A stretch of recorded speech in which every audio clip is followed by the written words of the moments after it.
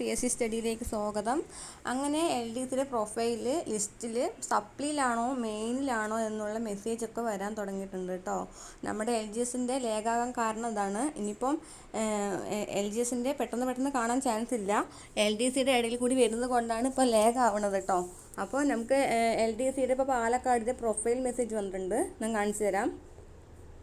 ഇതുപോലെയാണ് ഇപ്പോൾ മെസ്സേജ് വരാൻ തുടങ്ങിയിരിക്കുന്നത് കേട്ടോ. നമ്മുടെ പ്രൊഫൈലിൽ കയറിയിട്ട് കാണാൻ പറ്റും. കണ്ടില്ല, 503/2023 പാലക്കാട് ക്ലർക്ക്. പക്ഷേ ഷോർട്ട് ലിസ്റ്റ് വന്നിട്ടില്ല. അതിന് മുന്നേ നമ്മുടെ പ്രൊഫൈലിൽ തന്നെ മെയിൻ ലിസ്റ്റിലാണോ സപ്ലിമെൻ്ററി ലിസ്റ്റിലാണോ എന്നുള്ളത് കാണിക്കുന്നുണ്ടെന്ന് അറിയാൻ കഴിഞ്ഞു. ഇതിപ്പോൾ മെയിൻ ലിസ്റ്റിലാണെന്നാണ് കാണിക്കുന്നത്. അപ്പോൾ ഇതുപോലെ നിങ്ങൾ എഴുതിയ LDCയുടെ പ്രൊഫൈൽ മെസ്സേജ് ഒന്ന് ചെക്ക് ചെയ്യണേ. അതെങ്ങനെ നോക്കണമെന്ന് ഞാൻ കാണിച്ചു തരാം. പാസ്വേഡ് ID ഉപയോഗിച്ചിട്ട് നമ്മളുടെ പ്രൊഫൈലിൽ കയറിയിട്ട് മൈ റിസൾട്ട് എന്ന് പറഞ്ഞൊരു ഓപ്ഷൻ കണ്ടോ, അതിൽ ക്ലിക്ക് ചെയ്യണേ.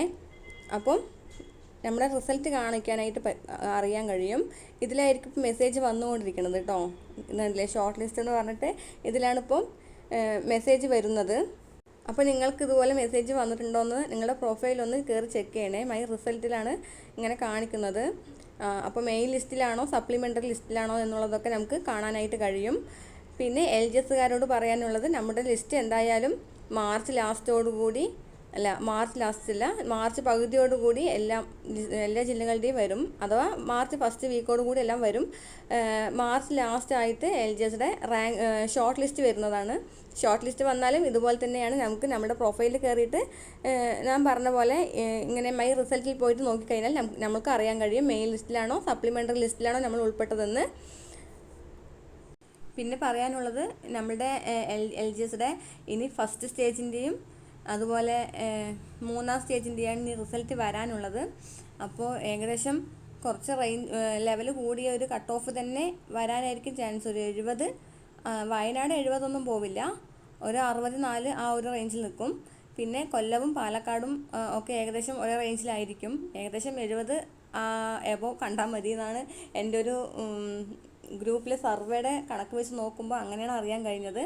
പിന്നെ തൃശ്ശൂരും ആ ഒരു റേഞ്ച് 68, 69 ആ ഒരു റേഞ്ചിൽ കാണും. പിന്നെ ലിസ്റ്റിൻ്റെ വലിപ്പമൊക്കെ കുറയണതുകൊണ്ടാണ് ഈ മറ്റേ കട്ട് ഓഫൊക്കെ അത്രയും വലിയ റേഞ്ചിൽ വരുന്നത്. ലിസ്റ്റിൽ കണ്ടില്ല, LDCയുടെ കാസർഗോഡ് ലിസ്റ്റ് കണ്ടാൽ അറിയാം. കഴിഞ്ഞ പ്രാവശ്യം 500-ലധികം ആൾക്കാരെ എടുത്ത ലിസ്റ്റായിരുന്നു. ഇപ്രാവശ്യം 300 ആ ഒരു റേഞ്ചിൽ ആൾക്കാരേ ഉള്ളൂ. അതുകൊണ്ടാണ് ഇത്രയും വലിയൊരു കട്ട് ഓഫൊക്കെ വരുന്നത്. ഇനി ഞാനിപ്പോൾ കട്ട് ഓഫ് ഉയർത്തി പറയണമെന്ന് പറഞ്ഞിട്ട് എന്നോടൊന്നും പറയണ്ട. നമുക്ക് ലിസ്റ്റ് വരുമ്പോൾ അറിയാൻ കഴിയും ഏകദേശം എത്ര റേഞ്ചിലുള്ളവർക്കാണ് OC ലാസ്റ്റ് മാർക്ക് വരുന്നതെന്ന്.